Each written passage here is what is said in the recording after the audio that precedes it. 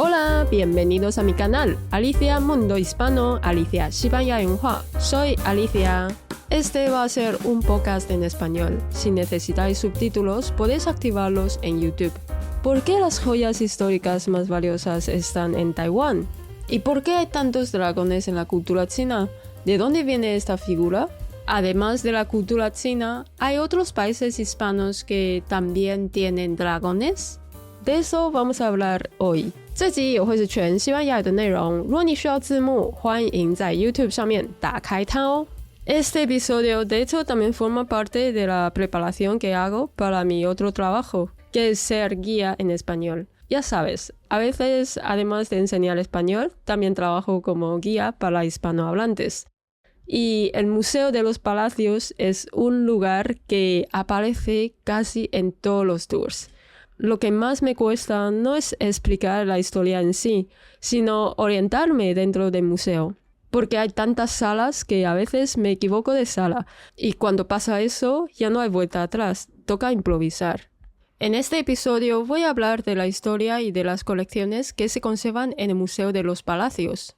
Este episodio es ideal para los apasionados de la historia de arte chino, y si tenéis algunos amigos que quieren visitar Taiwán, este es sin duda un lugar imprescindible. Hablaremos de su historia, de las colecciones que se conservan allí, de por qué aparecen tantos dragones y de por qué se dice que las piezas que hay en Taiwán son más valiosas que las que están en China. El Museo de los Palacios en chino se llama Gugong. Gu significa antiguo y Gong significa palacio. Este museo está relacionado con el Palacio Imperial de Pekín, también conocido como la Ciudad Prohibida, que fue la residencia de los emperadores de las dos últimas dinastías de la China imperial, la dinastía Ming y la dinastía Qing. Durante siglos, este palacio fue el centro del poder imperial, pero todo cambió a comienzos del siglo XX, con una revolución civil llamada la Revolución Xinhai, que tuvo lugar en 1911. China puso fin al sistema monárquico. Pasó de un imperio gobernado por los emperadores a un sistema republicano. Esto es la República de China, cuya soberanía actualmente se ejerce en Taiwán, que es también mi país. En ese momento histórico, la República de China fue la fuerza que puso fin al régimen imperial chino y lo sustituyó por una república en todo el continente. A partir de ese momento, el Palacio Imperial de Pekín pasó a considerarse como un palacio antiguo, y de allí viene el nombre Gugong, que hoy utilizamos para referirnos tanto al antiguo Palacio Imperial de Pekín como al Museo de los Palacios en Taiwán. Durante la Guerra Civil China, que sucedió en el año 1911, el gobierno nacionalista de la República de China emprendió un plan de traslado de la colección imperial hacia el sur, tras una serie de derrotas frente a los ejércitos comunistas. Durante la Guerra Civil China, que tuvo lugar en 1927 a 1949, el gobierno nacionalista de la República de China emprendió un plan de traslado de la colección imperial hacia el sur, tras una serie de derrotas frente a los ejércitos comunistas. Estos ejércitos comunistas son los que hoy conocemos como la República Popular de China, el actual gobierno de China continental. Al principio, las piezas imperiales fueron enviadas a Nanjing. Sin embargo, cuando el gobierno nacionalista se retiró a Taiwán, se vio obligado a trasladar la colección hasta la isla. Este plan de huida tenía muchas limitaciones. No era posible trasladar piezas más pesadas, por eso solo se pudieron llevar objetos relativamente ligeros, pero de gran valor. Ahora bien, ¿cómo sabían qué piezas valían más? Es muy fácil de entender. Como todas esas colecciones eran propiedad privada de la familia imperial, la firma y los sellos de uno de los emperadores más conocidos, Qianlong, se veían como prueba de calidad. Qianlong es famoso por su costumbre de dejar sellos, firmas y poemas en las obras que le gustaban. Se suele decir que actuó como si fuera el primer director del Museo de los Palacios. Cuantos más sellos estampaba en una obra, mayor era su valor histórico. Por eso las obras en las que se conservan un mayor número de sellos suyos son consideradas como obras muy importantes. Además, como en la pintura china tradicional se utilizaba papel de algodón con colas de arroz, el soporte era muy flexible y permitía numerosas intervenciones. Aunque muchas pinturas eran muy largas y se conservaban enrolladas, en realidad esos papeles se fabricaban en trozos. Al utilizar pegamentos de arroz se podían cortar, despegar y volver a montar sin dejar rastro visible. Gracias a este tipo de soporte, para el emperador Qianlong era posible añadir su firma y sus sellos junto a las obras de los artistas. En consecuencia, cuando el encargado de la misión del gobierno de la República de China tuvo que seleccionar qué objetos, qué obras trasladar, dio prioridad a las piezas que tenían más firmas y más sellos, especialmente las del emperador Qianlong, quien fue una figura clave del culto al arte y del coleccionismo imperial. Aunque hoy nos puede parecer molesto, al ver las obras de arte encuentras un montón de firmas y sellos de los emperadores. Esta práctica forma parte de la tradición y de la costumbre habitual de los coleccionistas del pasado. Al principio, todas esas colecciones se almacenaban en varias cuevas situadas en las colinas cercanas a la ubicación actual del museo. Fue en 1965 cuando se completó la construcción del museo y se abrió un túnel de conexión para trasladar las piezas hasta el edificio principal. Cabe destacar que el museo fue construido siguiendo los principios de Feng Shui. La disposición espacial a ambos lados del museo simboliza la residencia del dragón verde a la izquierda y la de tigre blanco a la derecha. Para los que no conocéis bien el Feng Shui tradicional, la orientación de espacio se explica a través de 4 animales simbólicos. El dragón verde representa el este y simboliza crecimiento y energía. El tigre blanco representa el oeste. Se asocia con la fuerza, pero también con el control. La tortuga negra representa el norte y simboliza estabilidad y protección. El pájaro rojo representa el sur y está asociada con la apertura y la luz. En conjunto, estos 4 animales es una manera simbólica de explicar cómo debe organizarse el espacio para que la energía fluya. En la zona arbolada del norte, el montículo de tierra compactada también responde a estos principios, ya que se reserva para la tortuga negra, que representa el norte. Según Feng Shui, debería dejarse un espacio amplio para construir un acueducto para que el agua fluya, lo que favorece la prosperidad. Sin embargo, este principio se ha visto alterado debido a la construcción de varios edificios frente al museo. Ahora volvemos al museo. Muchos de mis clientes me preguntan ¿por qué existen tantos dragones en la cultura china? ¿De dónde viene el dragón como animal? Y yo suelo explicarles que en realidad el dragón no nace como una sola imagen fija.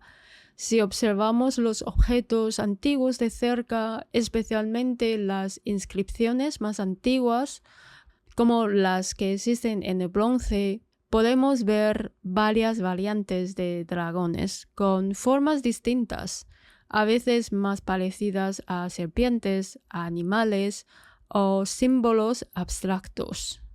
Creo que la imagen de dragón está muy relacionada con la lluvia y los relámpagos. A veces entre las nubes esas luces forman líneas blancas, como si algo se moviera en el cielo.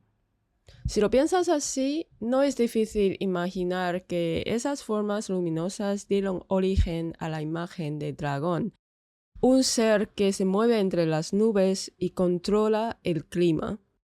Además, hay que tener en cuenta que China ha sido tradicionalmente un país agrícola. En el pasado, la lluvia era fundamental para la supervivencia. Por eso, cuando aparecían la tormenta, los agricultores sabían que habría agua para los campos y con ella buena cosecha. De ahí que el dragón no se vea como un animal peligroso, sino un símbolo positivo, relacionado con la lluvia, la fertilidad, el crecimiento y la prosperidad. En este museo la exposición se divide en varias categorías: bronce, pintura, objetos curiosos, joyas, cerámicas y jades. Y en estas clasificaciones se ven claramente la lógica de los responsables de trasladar las colecciones imperiales al museo. Solo se llevaron objetos ligeros. De hecho, no trasladan muchos bronces, pero los pocos que llevaron son piezas muy importantes, piezas representativos de cada dinastía. En cambio, sí llevaron muchas pinturas, objetos curiosos de la corte imperial, joyas, cerámicas y jades. En mi tour, aunque soy más experta en pintura china, suelo omitir esta parte cuando guío a los clientes. La razón es muy sencilla, porque no se exponen obras especialmente importantes en esa sala, porque hay que protegerlas. De hecho, cuanto menos se exponen, mejor se conservan. En la sección de bronce es donde podemos encontrar los orígenes del dragón, ya que aparecen grabados en relieve y motivos decorativos. En esta sección casi todos los recipientes tenían un uso funcional. Muchos de ellos eran utensilios de la vida cotidiana, sobre todo relacionados con la cocina y los rituales. Había, por ejemplo, recipientes para servir vino, agua o té, y también platos para lavarse las manos. Cada tipo de actividad requería un recipiente específico. Uno de los más representativos es el ting. Son recipientes de bronce con 3 patas. En esta época, al igual que ocurrió en otras civilizaciones antiguas como azteca, se practicaban sacrificios humanos, con la esperanza de que estos les indicaran el camino correcto hacia la paz y el orden. Ahora empieza la historia de terror, ¿no? Por eso, en la antigua dinastía Shang, los ting eran muy grandes y pesados. Eran tan grandes que podían contener en su interior varias cabezas, como parte de los rituales de sacrificio. Y de hecho, se han encontrado restos humanos, es decir, restos de cráneos, que confirman este tipo de prácticas rituales. Pero se entiende que todo esto estaba relacionado únicamente con prácticas rituales, porque no era posible mover este tipo de recipiente. Para trasladarlo hacía falta muchas personas, quizás 10.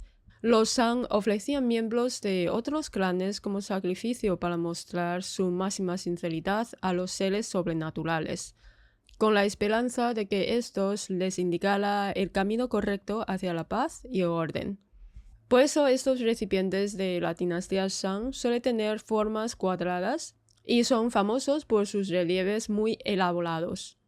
En sus superficies aparecen motivos animales grabados en relieve, que rodean todo el recipiente: peces, cigarras, dragones, serpientes y criaturas míticas.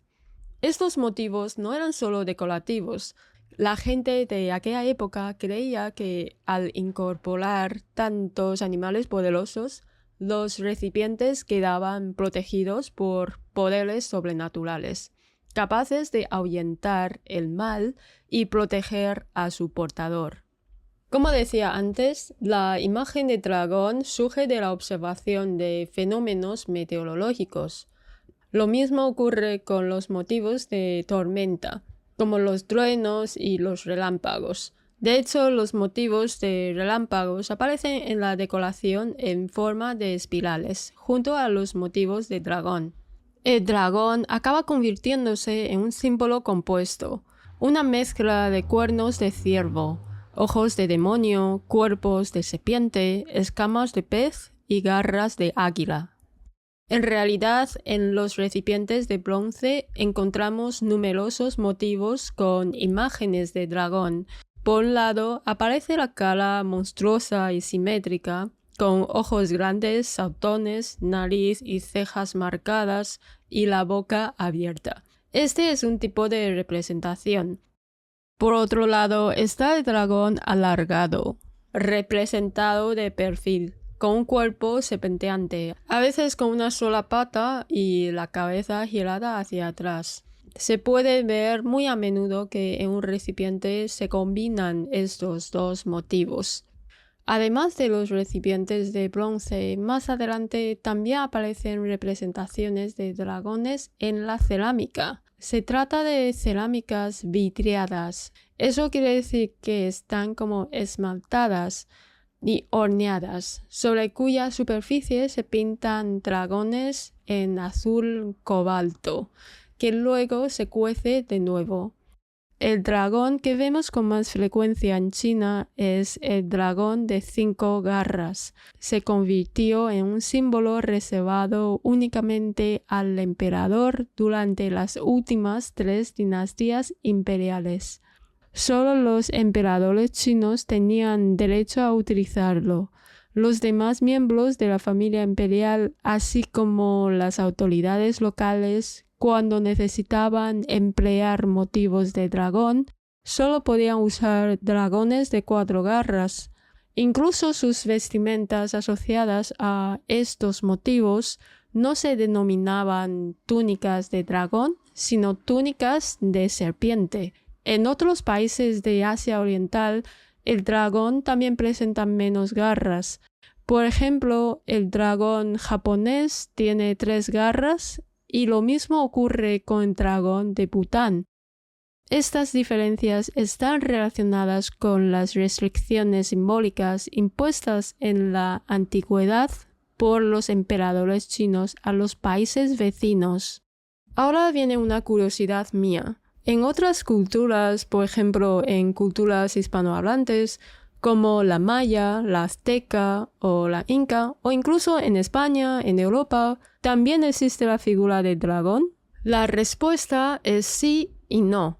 No existe el dragón como una figura idéntica, pero sí hay seres míticos cercanos, como serpientes sagradas. Por ejemplo, en la cultura maya y en la cultura mexica anterior a la azteca, existen Kukulcán y Quetzalcóatl. Ambos representaban una serpiente emplumada. Esa serpiente emplumada era una de las divinidades muy antiguas de Mesoamérica. Este tipo de serpiente emplumada tiene un simbolismo muy claro. Es una combinación de una serpiente y un tipo de ave, el quetzal. El quetzal es un ave centroamericana famosa por su belleza y mide entre 35 y 40 centímetros. Se destaca por su plumaje verde y por su cola muy larga. Cuando vuelan, sus plumas se mueven con un efecto ondulante, que recuerda a una serpiente flotando en el aire. De allí viene el nombre de Quetzalcóatl, la serpiente asociada a la tierra y a agua, y las plumas de quetzal relacionadas con el cielo y el aire. Por eso la serpiente emplumada se convierte en un símbolo de la unión de lo terrenal, de la tierra y lo celestial, del cielo. En este episodio quiero compartir con vosotros el origen de diferentes dragones. Aquí termina Epocas de hoy. Nos vemos la semana que viene. ¡Chao!